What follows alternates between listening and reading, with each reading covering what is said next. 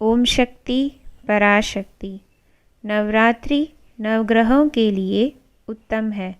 नवरात्रि अखंड दीप में तेल डालना ही काफ़ी नहीं है। तुम्हारी अंतःकरण प्रकाशित होने के लिए अंतर्मन में तेल डालना होगा। ओम शक्ति पराशक्ति। आज अश्विन मास के अमावस्या के दिन मां आदि पराशक्ति स्वर्ण के कवच में स्वर्णिम आभा बिखेरती हुई दर्शन दे रही है। यह नवरात्रि के त्योहार के प्रारंभ का द्योतक है। स्वर्ण कवच माता को बिरले ही उड़ाया जाता है, जिसमें आज का दिन एक है। स्वर्ण एक उत्तम संवाहक है और इस कारण से यह कवच माता की पूर्ण कृपा को हम तक बिना किसी रुकावट के पहुंचाता है। स्वर्ण की एक और विशेषता है, इसे तपा तपा कर खरा किया जाता है। इसी प्रकार हमें भी अपनी आत्मा और विचारों को तपा तपा कर परिपक्व करना होगा। सोने को तपाने के बाद उसे पीट पीट कर आभूषण के रूप में बदला जाता है।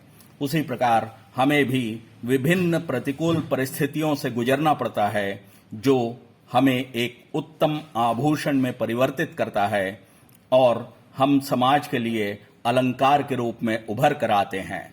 जब हम मां को स्वर्ण कवच में देखते हैं तो दृश्य काफी रमणीय होता है और जब हम मंत्र मुग्ध होकर माता का जयकारा लगाते हुए मन्नत मांगते हैं तो माता उसे अपनी कृपा से तुरंत परिपूर्ण करती है।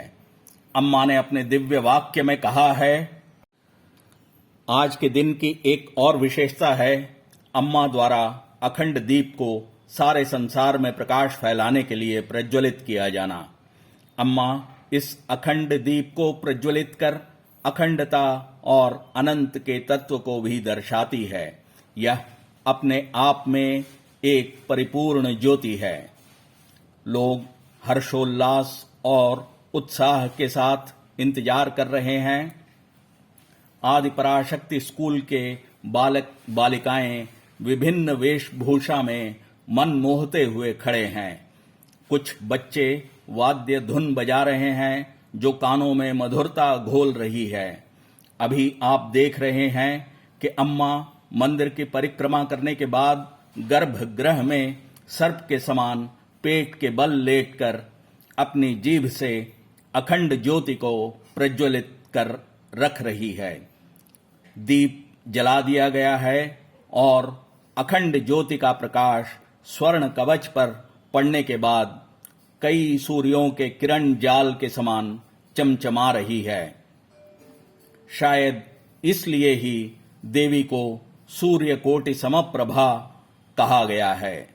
अब इसके बाद अम्मा अपने दिव्य अवस्था में ही मंदिर में घूमते हुए 5 बालक बालिका एवं महिलाओं को चुनकर ला रही है।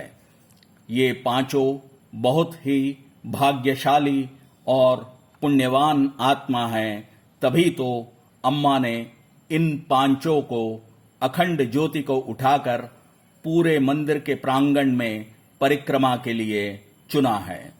इन सबको माला पहनाकर तिलक किया जा रहा है। इसके बाद इन सब की नजर अम्मा द्वारा दिव्य अवस्था में बताए गए तरीकों से उतारी जा रही है। अब ये पूरी तरह से तैयार हैं और इनके हाथ में अखंड दीप दे दिया गया है। ये अखंड दीप को मंदिर के प्रांगण में चारों ओर लेकर परिक्रमा कर रहे हैं। हर जगह इस ज्योति का आतिथ्य वाद्य और नृत्य द्वारा किया जा रहा है। परिक्रमा के पूर्ण करने के बाद अखंड ज्योति गर्भगृह में मुहाने पर बाएं तरफ बने हुए एक पीठ में स्थापित किया जा रहा है। ज्योति माता रानी और अम्मा के दिव्य रूप के दर्शन का सौभाग्य आज प्राप्त हो रहा है और इस झांकी के साक्षी सबका इहलोक परलोक और जन्म जन्मांतर साफल्य होना सुनिश्चित है। अब इसके बाद अम्मा आज अमावस्या के निमित्त कुंड में कपूर डालकर हवन का प्रारंभ करा रही है।